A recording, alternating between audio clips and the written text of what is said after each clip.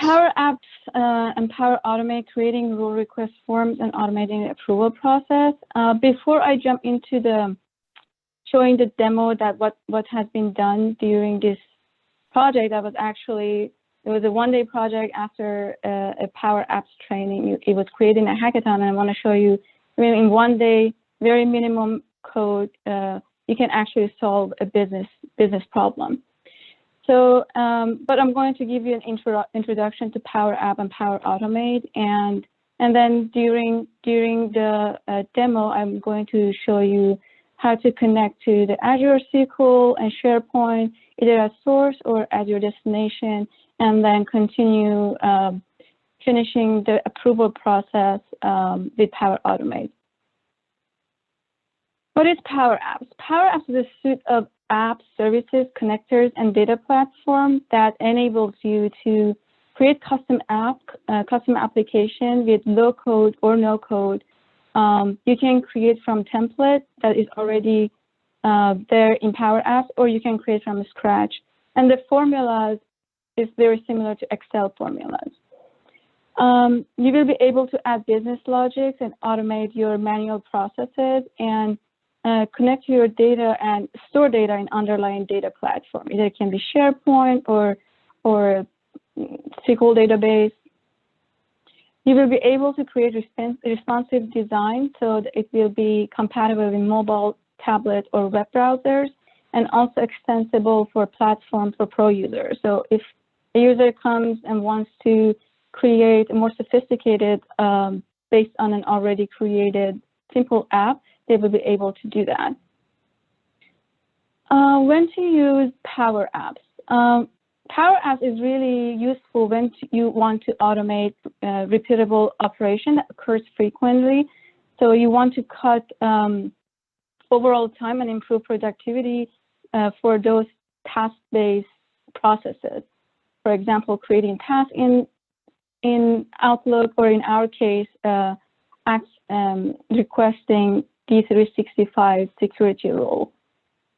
You will be able to integrate different platforms and components and bring different kind of data from different data platforms, such as SharePoint, D365, Outlook, and your apps will be user-friendly because, and also if you are interested in mobile first application, you can create those apps. I'll show you that you have that option. You can create the app for mobile. There are two main kind of Power Apps, Canvas app and ModelDriven app. There's not really one versus the other. It depends on your business use case, which one is more useful for you. So here is a list of what is the main differences, benefits. So Canvas app is driven by user experience. So you have total control and flexibility how you want your app to show. Versus model-driven app is driven by data model and business processes. You don't have much of a control over how you want the components in your app to look. That once you bring the components, it's been decided mostly by the app itself. Canvas app is usually used for more simple processes. For example, replacing paper form or Excel spreadsheets, when there's not much of multiple functions included in your process. Versus model-driven app is used for broadly defined and more complex processes.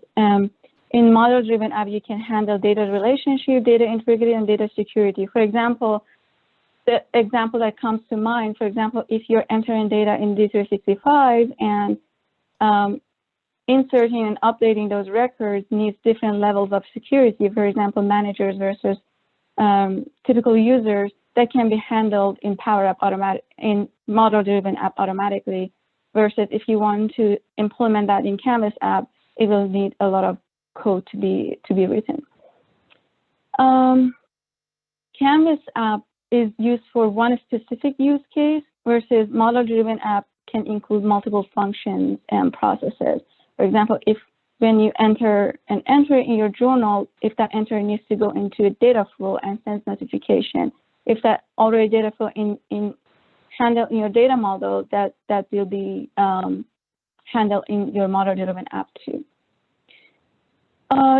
With Canvas app, you'll be able to use data from multiple sources. You will be having access to more than 200 connectors and third-party connectors, versus ModelDriven app only supports common data service.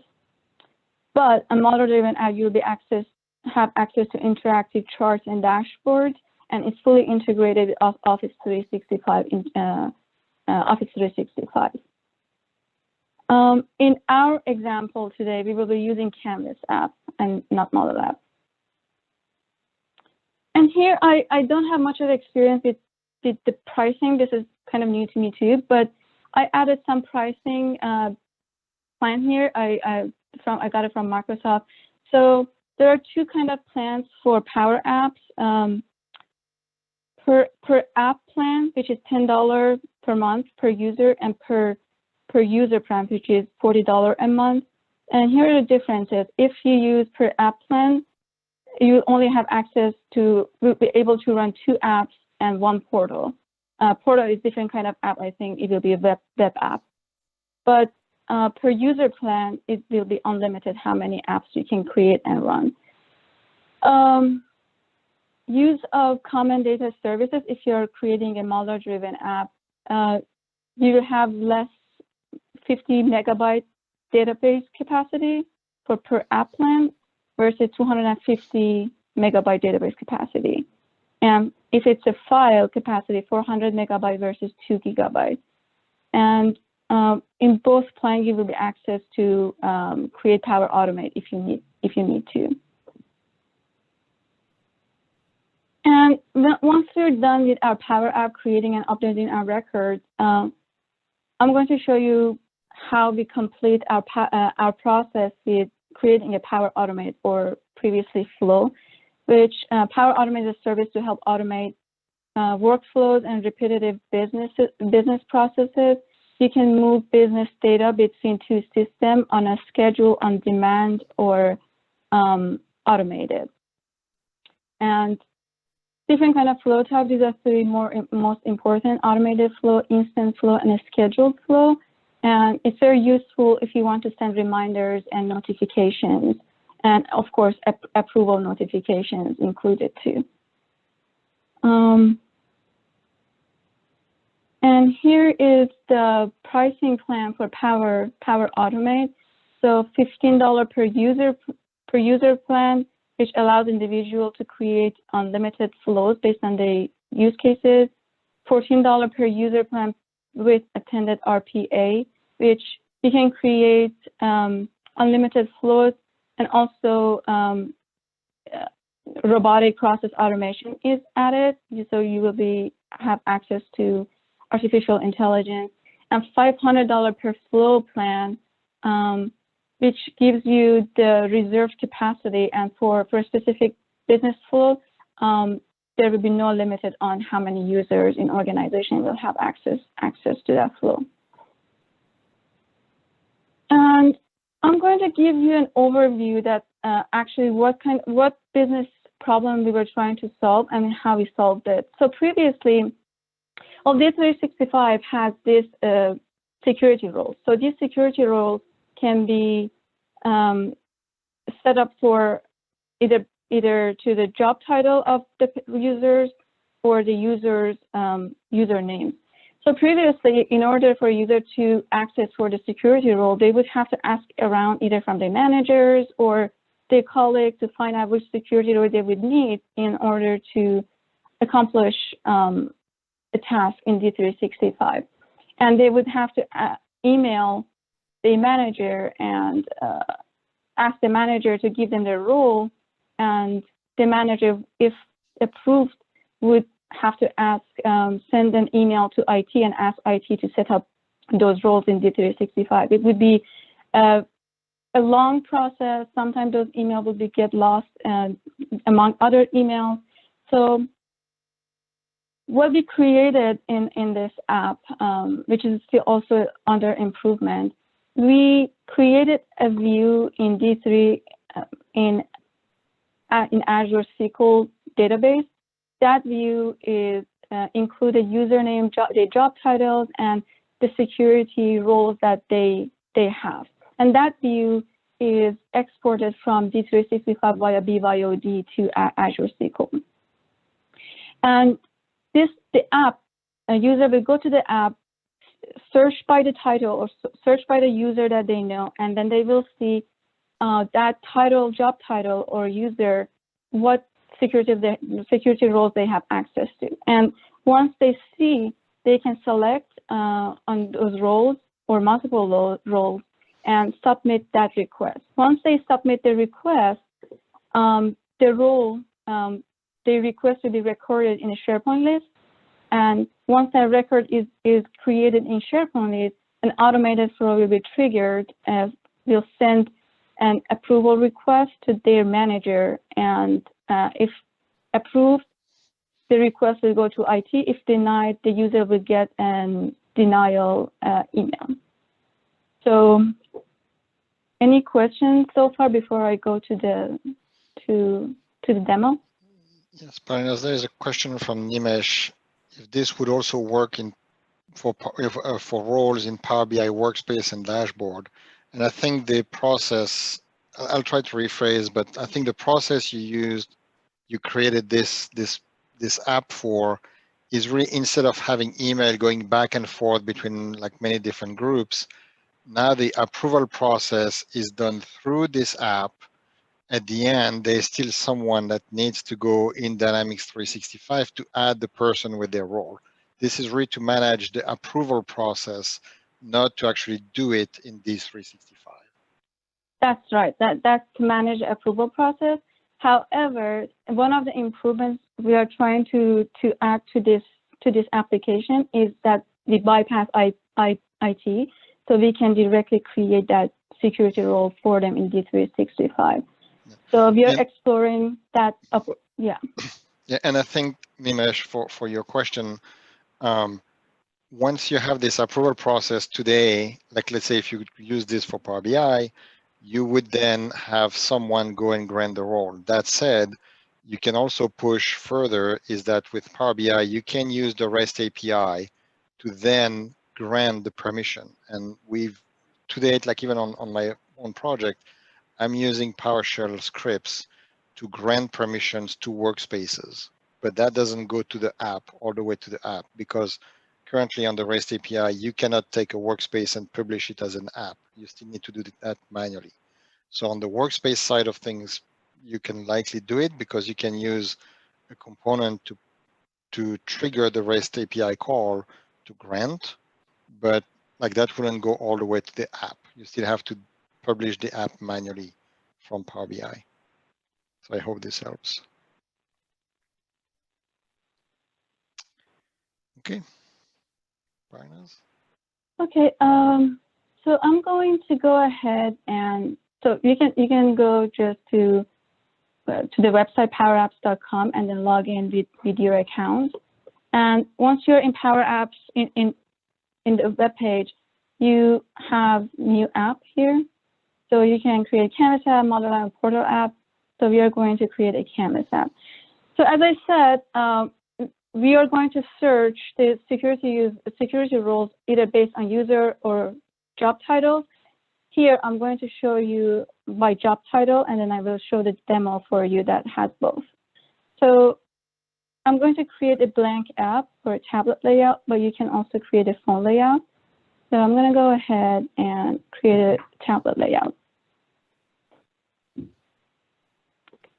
So as you can see, and make this smaller, you go to the design, into the design mode. It's very similar actually to kind of creating slides into PowerPoint. So you have the app level, you can create actions here, and then you can add screens, and you will have your databases here if you add any data, and you can add different components, text boxes, combo boxes, galleries, Also in insert, you have other actions here. You can insert galleries. And also for most common action, you can see them in action tab.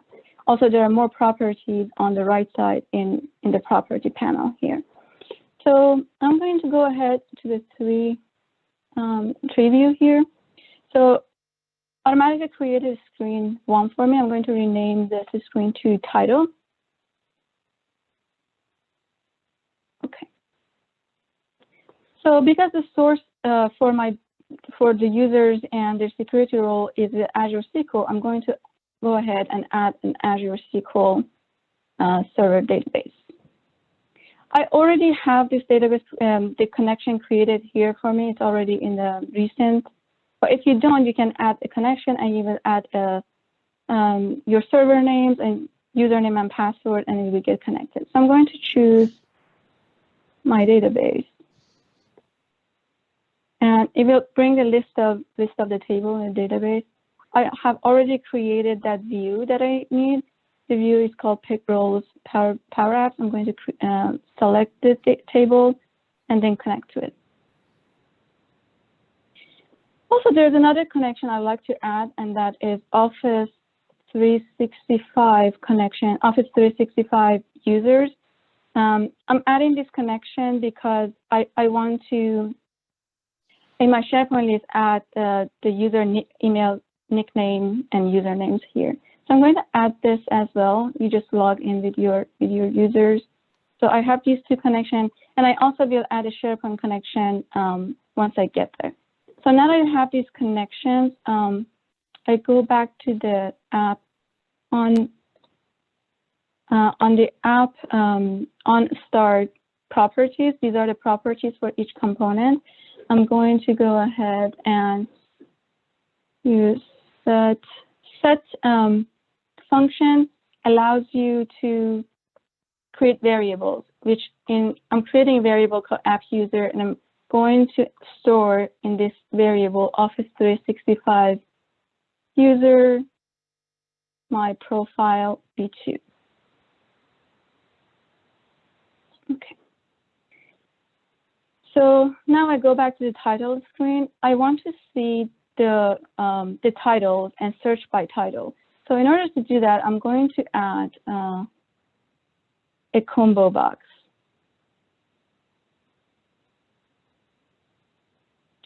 So a combo box is added here. For item property of this combo box, I'm going to remove this and add distinct record of my source. And I also want to see title ID. Title ID is the field in that view, dot result. So if I run this now, you can see that I can see the title IDs in my view. So I'm going to quit from this. I also want to see, now that I can search for title IDs, I also want to see the roles that are associated with these title IDs. So I'm going to add a gallery. You have different kind of gallery. I'm going to select blank vertical gallery. A gallery is a container of items that you want to showcase and you want to see. So this gallery on items, I'm just going to copy this so we don't have much time on that. We don't spend much time on this. So I'm using filter function. I'm filtering my data source, and I'm filtering the title ID for this combo box. I'm adding the combo box. Selected results. So the gallery works as a container, but in order to actually see the result, we are going to add a label into our gallery. So, and item property, I'm going to look for item property, text property of the label will be this item security role name column. Okay, so if I run this and if I select Director Asset Manager, I can see the roles for this job title can be shown in the gallery. I'm going to make it smaller. Okay. Now that I know which roles are associated with this job title, I need to select those roles that I need. So I need to add a checkbox. So I'm searching for checkbox. I'm going to add the checkbox here. And it's going to change it to select.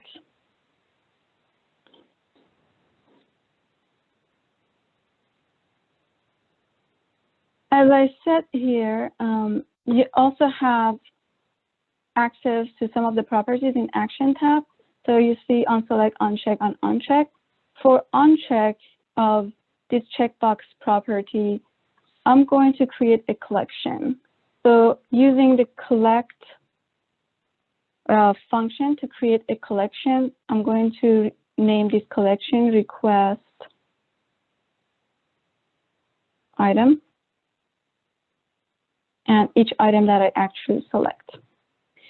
So collect allows you to create a collection, and a collection is a collection of any item that you actually just select. It collects them in one single collection. And I show you that you can also view your collection here. If you go to view and then collections, you see the collection request item, but it has no record in it. So I'm going to go back and run this. And let's say from these, I select PR entry and PR approver. So if I go back to my collection, I can see those records are added to my collection that I'm going to be using it. Now that I selected the roles that I need, I'm going to add a new button to the page.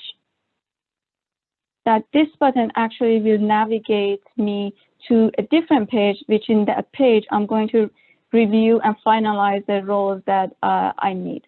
So I'm going to go ahead and create that new page. I want a new screen, a blank page, and I'm rename it to request. So if I go back to title page and on changing this to request, and on select property of this button, I'm going to use navigate function and navigate to request page while fading. So if I run this and click request, it will take me to request page here.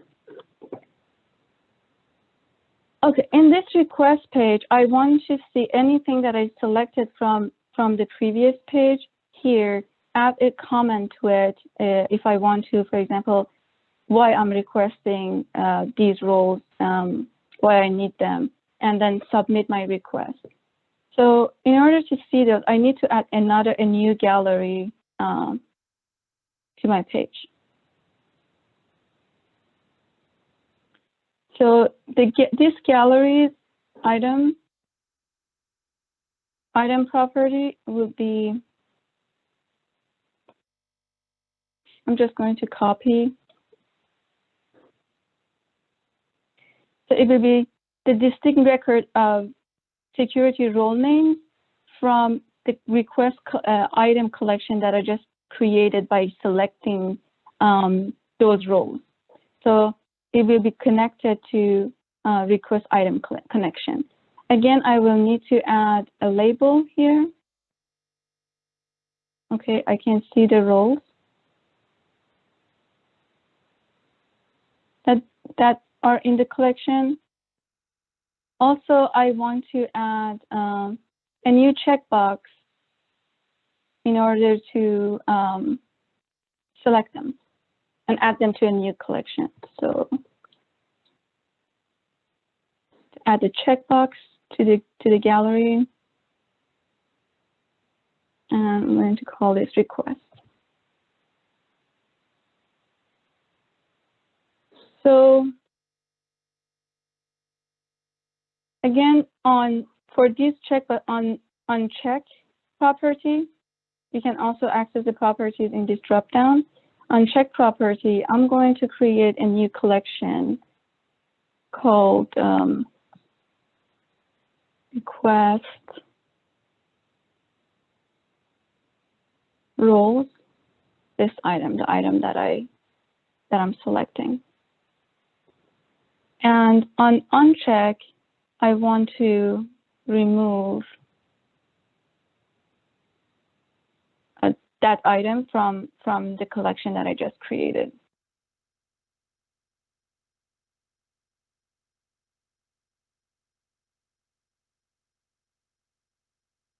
Okay, so if I run the app, let's say I only select, select both of them.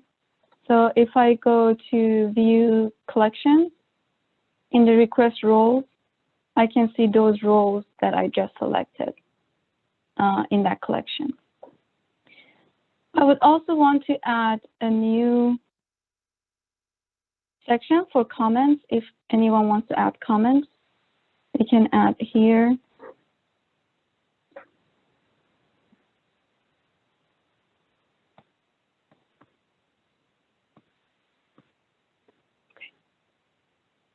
And when users select the roles that they need and enter their comments, I'm going to send a request to store the request in a SharePoint list and then trigger the approval process. So I already created this SharePoint list. It already exists. So it has title, requested roles, manager, requested comments, approval comment, and status. I'm going to go back. And in order for creating this connection, I need to add SharePoint connection. So I'm going to also add a new SharePoint connection. You connect with your company credentials and select the site that you need to connect. The site that I need is this site. And then you have the list of SharePoint list there. I need a role request. That's the list that I want to connect. So I connect to the SharePoint. It shows up under the connections in this app connections. In order to send all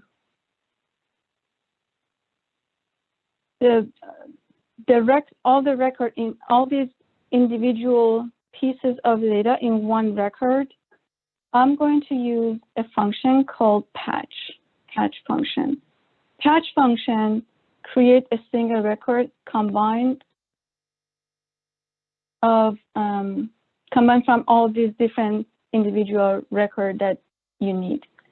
So patch, this will be your source. Role request, this is our SharePoint list. And the default column will be the column in our SharePoint list, which is role request list. And then it will map our columns with each data that we want to populate those columns with. So title will be the app user.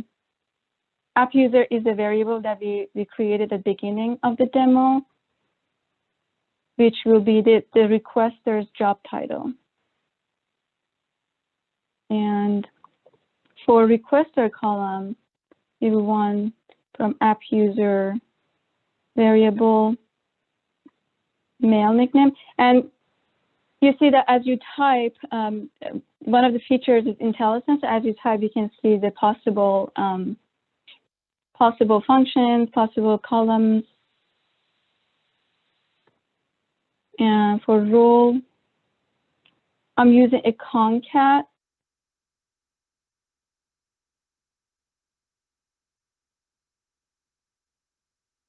function in order to combine a role request that has been requested in case a user requested more than just one role. I want to show them in one line. So from request roles, that's request role is our is our collection that every time that we selected that role would be stored in that collection. So from request roles, results.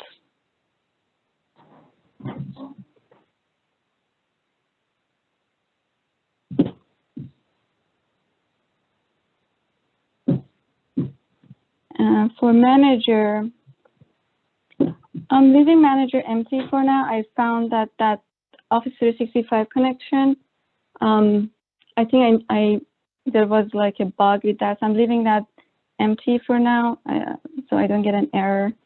And then requester comment will be that text input. And by the way, it's the best practice to rename every label, text bar, every button in the design, so it will be easier to refer. But for now, I just don't want to spend so much on cosmetic. And then using the patch column, patch function, I create the record. I call it submit request. And I want to add a new button here in case I want to just clear the collection. I don't want any of these roles. Call it clear selection. And unselect the clear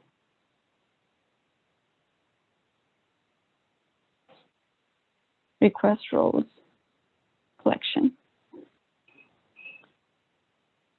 Okay, so if I run the app, these are selected, and if I submit the request,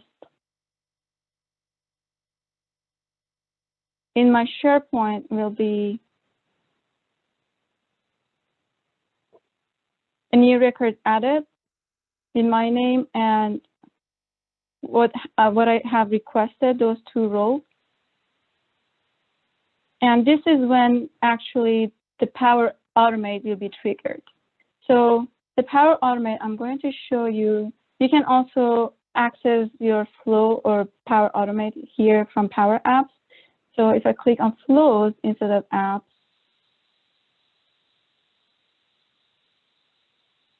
I'm going to edit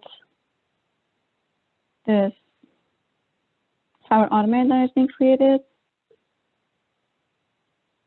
So it will be triggered when a record is created in in that SharePoint list.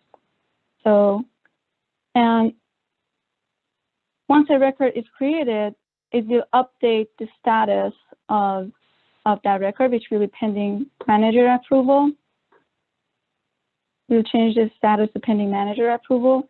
And then after that, we'll send, using the start and wait for an approval action, it will send the approval with requester's name to the manager, which in this case, I just assign it to myself because I don't want to send an accidental email.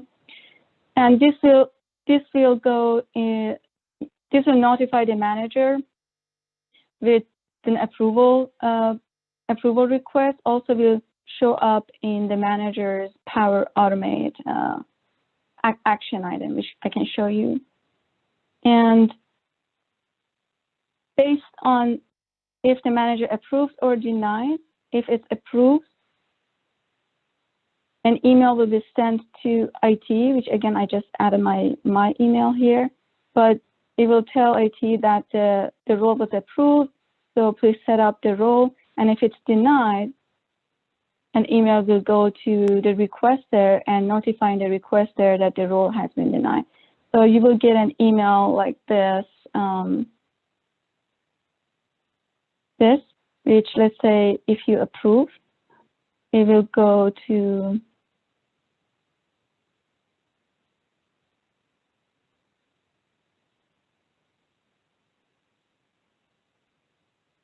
to Power Automate, and under action item, you will see all the actions for either that flow or different approval flows, and you can add a comment and approve the request. And once you approve, then the email will go to IT. So I'm going to just show you the actual app. Still, this is under the still development, because we are adding other kind of improvements. For example, the user only can ask request roles for themselves, but we are also adding, if the user's manager, someone else can request roles for a different user. So we check by title, but you could search by users, for example. If I select a user that I know, and I can see what D365 roles that they have, they can select, and it will again go to the same to that request form screen, and then they can select which roles that they want and then submit, and it will go into the same process. And you can also add this navigation here, make it more user-friendly, go back, search by title. So, yeah, this is what exactly the automation that is done to automate this role request. Any questions, anyone? Thank you, Parinaz. And actually, if you can go back to your flow, I just wanted to make a comment from the question earlier in the presentation regarding, see here, there was a question, can we provide the permission, grant the permission to someone like the Power BI Workspace, for example?